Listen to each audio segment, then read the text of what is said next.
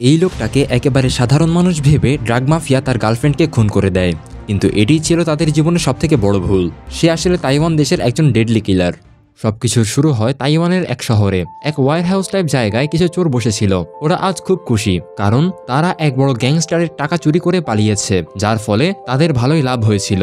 তারা যখন আনন্দ করছে, ঠিক তখনই সেখানে হাজির হয় একজন মানুষ, মিস্টার লং, যে ছিল একজন ভয়ঙ্কর কিলার। সে কখনো বন্দুক ব্যবহার করতো না, বরং ছুরি দিয়েই শত্রুদের শেষ করে দিত। তাকে দেখে সবাই ভয় পেয়ে যায়, কিন্তু তার কিছু বুঝে ওঠার আগেই লং ভয়াবহভাবে তাদের উপর ঝাঁপিয়ে পড়ে আর নির্মমভাবে কিছুক্ষণের মধ্যে সবাইকে মেরে ফেলে। এরপর সে সমস্ত টাকা নিয়ে এক বিশাল মেনশনে পৌঁছায়। এই মেনশন আসলে সেই গ্যাংস্টারের, যার টাকা ওরা চুরি করেছিল। আর তার কথাবার্তা শুনে বোঝা যাচ্ছিল লং আসলে তার জন্যই কাজ করে। সেই লংকে বলেছিল ওই চোরদের মেরে ফেলতে। এখন তার বস তাকে আরেকজনের ছবি দেখায়, যার নাম জুকা, যাকে জাপানের টোকিও শহরে গিয়ে হত্যা করতে হবে। লং একটুও দেরি করে না, টোকিও পৌঁছে যায় আর তার সোর্স থেকে জানতে পারে যে জুকা এখন একটা ক্লাবে আছে। তাই লং সেখানে পৌঁছে যায় তাকে খতম করতে। কিন্তু যখনই সে আক্রমণ করতে যায়, জুকার লোকেরা তাকে আগে থেকে ধরে নেয়। আসলে জুকা আগেই খবর পেয়ে গিয়েছিল যে লং তাকে মারতে আসছে, তাই সে ক্লাবে পুরো প্রস্তুতি নিয়ে বসেছিল।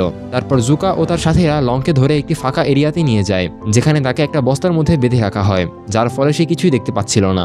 জুকার লোকেরা তাকে অবিরাম মারতে থাকে, আর তখন জুকা তার পাসপোর্ট পুড়িয়ে দেয় এবং বলে এবার ওকে শেষ করে দাও। কিন্তু হঠাৎ সেখানে এক অচেনা মানুষ এসে হাজির হয়। সে জুকার এক লোকের গলায় ছুরি ধরে, কারণ কিছুদিন আগে জুকা ও তার সাথীরা তার গার্লফ্রেন্ডকে অপহরণ করেছিল। জুকা তো এমন কাজ প্রায় করতো, তাই মেয়েটার ব্যাপারে তার কিছু মনে পড়ছিল না। কিন্তু তখন সবার মনোযোগ লংই থেকে সরে যাওয়ায় সে সঙ্গে সঙ্গে সেখান থেকে পালিয়ে যায়, আর জুকার লোকেরা তার পেছনে ধাওয়া করে। এদিকে যে লোকটা নিজের গার্লফ্রেন্ডকে খুঁজছিল, সেও লং এর পেছনে চলে আসে। তখন লং কোনোভাবে তার কাছ থেকে ছুরি নিয়ে নিজেকে মুক্ত করে ফেলে, আর তারপর একে একে জুকার সব লোককে নির্মমভাবে হত্যা করতে শুরু করে। তবে সেই সময় লং এর পেটেও একবার ছুরি মেরে দেয়, যার ফলে তার অবস্থা বেশ খারাপ হয়ে যায়। আর জুকার লোকেরা লং এর দিকে ক্রমাগত ফায়ারিং করতে থাকে। এই গোলাগুলির সময় সেই লোকটা গুলিবিদ্ধ হয়ে মারা যায়, কিন্তু লং কোনো রকমে সেখান থেকে পালিয়ে বাঁচে। সেখান থেকে বেরিয়ে লং আহত অবস্থায় একটা বিল্ডিং এ আশ্রয় নেয়। সেখানে বিশ্রাম নেওয়ার পর যখন সকালে সে বাইরে বেরোয়, তখন চারদিকের দৃশ্যটা বেশ অদ্ভুত লাগে। ওই জায়গাটা আসলে টোকিওর একটা বস্তি এলাকা ছিল, যেখানে ঘরবাড়িগুলো একেবারে ভাঙাচোরা, আর অর্ধেকের বেশি বাড়িতে কেউ থাকে না। যারা থাকতো তারা খুবই গরিব, আর বেশিরভাগ মানুষের জীবন ড্রাগস, অ্যাডিকশন আর প্রস্টিটিউশনের মতো নোংরা অভ্যাসে ডুবেছিল। কিন্তু লং এসব নিয়ে মাথা না ঘামিয়ে পাশের একটা জায়গায় আবার ঘুমিয়ে পড়ে। কিছুক্ষণ পর ঘুম ভাঙে, তখন তার সামনে 5-6 বছরের একটা ছেলে দাঁড়িয়েছিল, যার নাম জু। সে লং এর আহত অবস্থা দেখে খুব কষ্ট পায়, তাই সঙ্গে সঙ্গে তাকে পানি দেয়। লং সেই পানি খেয়ে নেয়, আর তারপর জু দৌড়ে গিয়ে নিজের ঘর থেকে অনেকগুলো মেডিসিন এবং কিছু কাপড় নিয়ে আসে লং এর জন্য। আর এই কাজের জন্য লং তাকে ধন্যবাদ জানায় এবং কয়েকদিন ওই এরিয়াতে থাকার সিদ্ধান্ত নেয়। অল্প সময়ের মধ্যেই সে নিজের থাকার জন্য একটা ভাঙাচোরা ঘর ঠিক করে নেয়। ঘরটা একটু পরিষ্কার করার পর তার বেশ ক্ষুধা লাগে, তাই জু তার বাড়ি থেকে কিছু সবজি এনে দেয়, যাতে লং কিছু রান্না করে খেতে পারে। লং দারুণ একটা খাবার রান্না করে, আর তারা দুজন একসাথে বসে খেতে শুরু করে। লং অবাক হয়ে যায়, কারণ জু তার সব কথা বুঝতে পারছিল।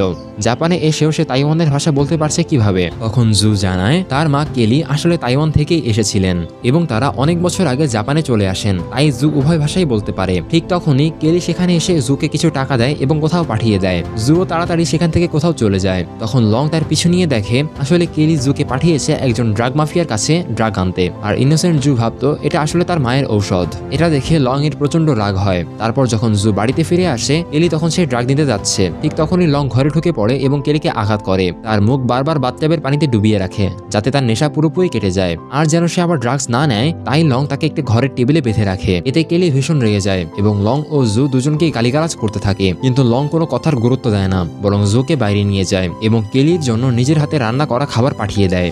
রাতের দিকে লং কোনোভাবে একটা ফোন জোগাড় করে, আর সেটা দিয়ে সে জাপানে থাকা নিজের এক পরিচিত মেয়েকে কল দেয়, যে অবৈধভাবে মানুষকে এক দেশ থেকে অন্য দেশে পাঠানোর কাজ করত।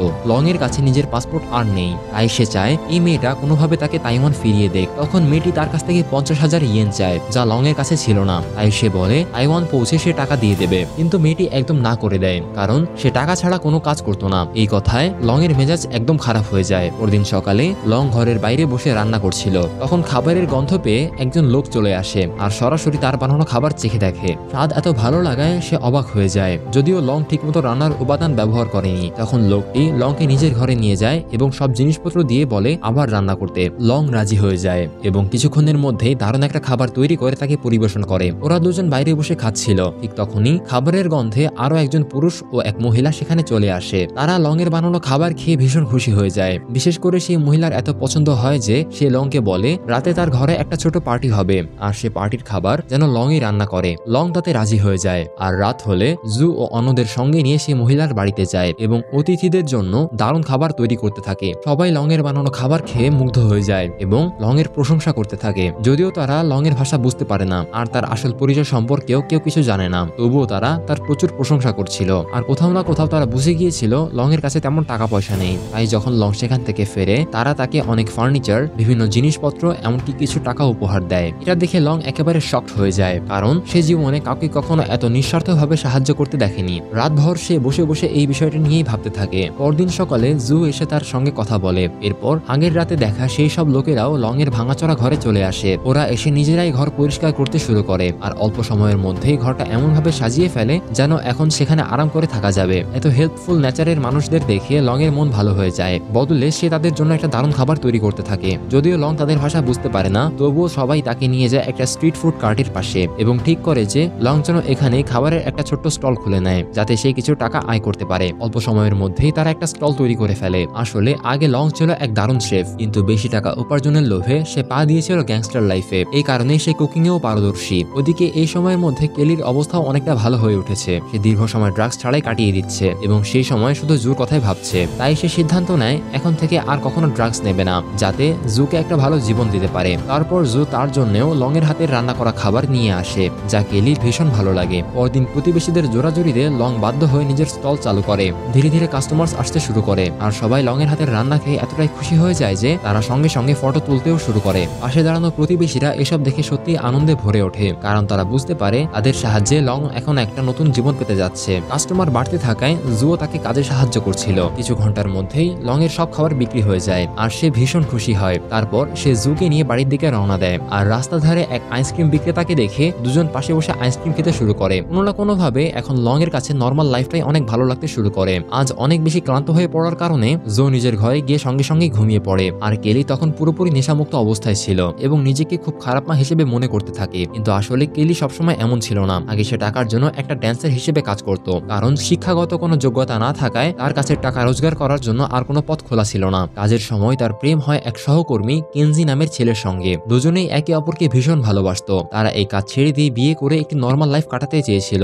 এই সময় কেলি প্রেগনেন্ট হয়ে পড়ে, তাই কেলি আর কেনজি দুজনেই সিদ্ধান্ত নেয় কাজটি এখন পুরোপুরি ছেড়ে দেবে। কিন্তু যখন এই ব্যাপারটা সেই বারের ওনার জুকা জানতে পারে তখন সে প্রচন্ড রেগে যায়, কারণ কেলি ছিল তার বাইরের সবচেয়ে বেস্ট ড্যান্সার। তাই সে তার লোক দিয়ে কেনজিকে খুব নির্মমভাবে পেটায়, যার ফলে ঘটনাস্থলে কেনজি মারা যায়। কেলি কোনোভাবে নিজের আর নিজের অনাগত সন্তানের প্রাণ বাঁচিয়ে সেখান থেকে পালিয়ে যায়। তারপর সে পাশেই একটা অ্যাপার্টমেন্টে থাকতে শুরু করে, কিন্তু সেখানে নিজের সব সেভিংস খরচ করে ফেলে। আর ডেলিভারির পর তার কাছে খাবার কেনার টাকাও ছিল না, তাই না চাইলেও তাকে প্রস্টিটিউশনের দুনিয়ায় নামতে হয়। তার সৌন্দর্যের জন্য সে বড় বড় কাস্টমার্সকে আকর্ষণ করত এবং তাদের থেকে ভালো পরিমাণ চার্জ নিত।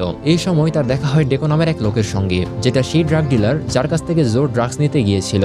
ডেকো প্রথমবার কেলিকে ড্রাগস দেয় আর সেটা খেয়ে কেলির খুব ভালো লাগে। সেই সময়ের পর থেকেই সে ড্রাগস অ্যাডিক্টেড হয়ে যায়। সে এতটাই ড্রাগের নেশায় ডুবে গিয়েছিল যে নিজের ছেলে জোর প্রতিও ঠিকভাবে খেয়াল রাখতে পারত না। যত টাকা সে উপার্জন করত সবই ড্রাগসের পিছনে খরচ করে দিত। এই কারণে সে অনেকদিন পর্যন্ত নিজের অ্যাপার্টমেন্টের রেন্টও দিতে পারেনি। অবশেষে বাসার মালিক তাকে জো সহ অ্যাপার্টমেন্ট থেকে বের করে দেয়। তবুও কেলি নিজের অভ্যাস ছাড়তে পারেনি। সে গিয়ে ওঠে এই স্লাম এরিয়াতে, যেখানে গিয়েও তার যে কোনো মূল্যে ড্রাগস দরকার ছিল। যাই হোক, আজ ভালো বিক্রি হওয়ার কারণে লং ভালো পরিমাণ টাকা জমিয়েছিল, যেটা দেখে জুইরও খুব ভালো লাগছিল। এমনকি এখন তার প্ল্যান ছিল যে কোনোভাবে যত তাড়াতাড়ি সম্ভব 50,000 ইয়েন জমা করে তাইওয়ান ফিরে যাবে। কিন্তু কিছুদিন পর একদিন তাদের নেইবার্স তাদেরকে একটি কালচারাল প্রোগ্রাম দেখাতে নিয়ে যায়, যেখানে তারাও পার্টিসিপেট করেছিল। তাদের পারফরমেন্স এত ভালো হয়েছিল যে তারা সেখানে থার্ড প্রাইজ জিতে নেয়। পুরস্কার হিসেবে তারা 3টি হট স্প্রিং টিকিট পায়, যেখানে গিয়ে তারা নানা রকম অ্যাক্টিভিটিস করতে পারত। কিন্তু তারা সেই টিকিটগুলো জুইকে দিয়ে দেয় আর বলে যে সে যেন লং আর কেলি জয়কে নিয়ে সেখানে গিয়ে এনজয় করে। শুরুতে লং কেলির সঙ্গে যেতে বেশ দ্বিধাবোধ করছিল, কিন্তু জয়ের জেদের কারণে সে রাজি হয়ে যায় এবং পরের দিন ওরা সবাই একসঙ্গে হট স্প্রিং এর দিকে রওনা হয়। বাসে বসে লং একদম চুপচাপ ছিল, এমনকি পথেও সে কেলির সঙ্গে খুব একটা কথা বলছিল না, আর কেলিও তার সঙ্গে একদম নর্মাল আচরণ করছিল। কিন্তু সেখানে অনেক মজার অ্যাক্টিভিটিস ছিল যেগুলোতে একসঙ্গে অংশ নিয়ে তারা অনেক মজা করছিল। একইভাবে ধীরে ধীরে কেলি ও লং এর মধ্যে কথাবার্তা শুরু হয়। তারপর তারা সবাই জাপানিজ ট্র্যাডিশনাল ড্রেস পরে একসঙ্গে খেতে বসে, আর তখন তারা একেবারে এক হ্যাপি ফ্যামিলির মতো দেখাচ্ছিল। এই সময় লং এরও কেলির প্রতি ভালো লাগা জন্মায়, আর কেলিরও লংকে ভালো লাগতে শুরু করে, কারণ লং এর জন্য সে আবার একটা নর্মাল লাইফ পেতে শুরু করেছিল। তবুও দুজনের মধ্যে কেউ নিজেদের ফিলিংস প্রকাশ করতে পারছিল না। কিছুক্ষণ কথা বলার পর তারা ঘুমাতে চলে যায়। পরের দিন তারা নিজেদের এলাকায় ফিরে আসে। এসে কেলি ও জয়ী একসঙ্গে লং এর কাজে সাহায্য করতে শুরু করে। সেদিন সবাই খুশি মনে ফিরছিল, কিন্তু হঠাৎ জয়ী বাস্কেটবল একাডেমির সামনে থেমে যায়, কারণ সে সত্যি বেসবল খেলতে খুব ভালোবাসত, কিন্তু টাকার অভাবে সে কখনো একাডেমি জয়েন করতে পারেনি। এই ব্যাপারটা বুঝেই লং সঙ্গে সঙ্গে একাডেমি কোচের সঙ্গে কথা বলে জয়ীর অ্যাডমিশন করিয়ে দেয়। এরপর সে জয়ী আর কেলির সঙ্গে বেসবল খেলতে থাকে, যাতে জো একটু মোটিভেটেড হয়। এই দৃশ্য দেখে কেলির সত্যি খুব ভালো লাগে, কারণ কোনো না কোনোভাবে লং এ তাদের জীবনে এসে সবকিছু ঠিক করে দিয়েছিল। এর কিছুদিন পর জোর একাডেমিতে একটি ম্যাচ হয়, যেটা দেখতে লং, কেলি আর তাদের সব প্রতিবেশীরা আসে। কিন্তু ম্যাচের শুরুতে জয়ী ভালো পারফর্ম করতে পারছিল না। তখন লং তাকে ইশারায় বোঝায় যে সবাই তার সঙ্গে আছে। এতে জোর সাহস আরো বেড়ে যায়, আর সে খুব ভালো করে খেলতে শুরু করে এবং শেষমেশ নিজের টিমকে ম্যাচ জিতিয়ে দেয়। এতে সবাই আরো খুশি হয়ে যায়। এখন লং এরও জাপানে তাদের সঙ্গে থাকতে ভালো লাগতে শুরু করে, তাই সে তাইওয়ান ফিরে যাওয়ার সিদ্ধান্ত বদলে দেয়। পরের দিন কেলি খুশি মনে লং আর জোর সঙ্গে কাজে যাচ্ছিল, কিন্তু পথে হঠাৎ তার সামনে টেকো চলে আসে, যে খুব খারাপ দৃষ্টিতে তার দিকে তাকাচ্ছিল। তাকে দেখে কেলি ভয় পেয়ে যায়, কারণ সে জানতো যদি সে এখনো লং আর জোর সঙ্গে থাকে তাহলে তাদের জীবনে বিপদ আসতে পারে। তাই সে একটি অজুহাত দেখিয়ে লং এর কাছ থেকে বিদায় নেয় এবং তাড়াতাড়ি নিজের ঘরে ফিরে যায়। কিন্তু টেকো তাকে অনুসরণ করে সরাসরি তার বাড়িতে ঢুকে পড়ে। সেখানে সে কেলিকে ড্রাগ দিতে দিতে বলে সে যেন আবার আগের মতো তার সঙ্গে ইন্টিমেট হয়, কিন্তু এবার স্পষ্টভাবে না করে দেয়, কারণ সে আগের মতো সেই জীবনে ফিরে যেতে চায় না। এই কথায় টেকো প্রচন্ড রেগে গিয়ে ঘরের সব জিনিস ভাঙচুর করতে শুরু করে।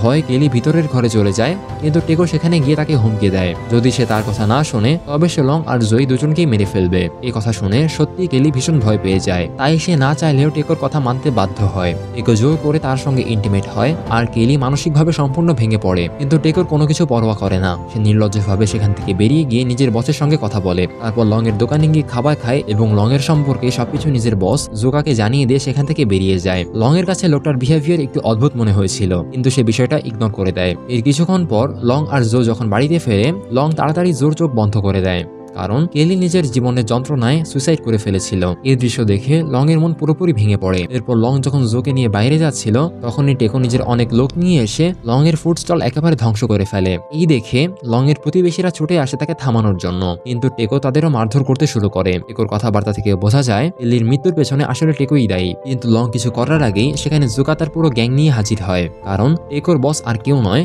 সেই জুকাই। তাকে দেখে লং রাগে ফেটে পড়ে আর সঙ্গে সঙ্গে নিজের ছুরি বের করে লড়াইয়ের জন্য প্রস্তুত হয় এবং খুব ভয়ঙ্করভাবে জোকা আর তার লোকদের উপর ঝাঁপিয়ে পড়ে। সে সবাইকে এমনভাবে কেটে ফেলছিল যেন মনে হচ্ছিল সে যেন কেবল সবজি কাটছে। এটা দেখে জয়ী আর বাকিরা ভয় পেয়ে যায়, কিন্তু লং একটুও থামে না। কিছুক্ষণের মধ্যেই সে জোকা আর তার সব গ্যাং মেম্বারদের মেরে ফেলে। লং এর প্রতিবেশীরা তার এই রূপ দেখে হতবাক হয়ে যায়। তারা কোনোদিন ভাবতেও পারেনি যে লং এতটা বিপজ্জনক হতে পারে। কেলির মৃত্যু তাকে এতটাই ভেতর থেকে ভেঙে দেয় যে সে আবার তাইওয়ান ফিরে যায়। সেখানে 1 মাস পর সে এক রেস্টুরেন্টে গিয়ে নিজের বসের সঙ্গে দেখা করে। আলোচনার সময় সে কাজ ছেড়ে দেওয়ার কথা জানায়, কারণ এখন সে আর সেই রক্ত আর হিংসার জীবনে ফিরে যেতে চায় না। আর বসও অবশেষে লং এর সিদ্ধান্ত মেনে নেয়। ঠিক তখনই লং রেস্টুরেন্টের বাইরে তার পুরনো প্রতিবেশীদের দেখতে পায়, যারা সঙ্গে করে জয়ীকেও নিয়ে এসেছে।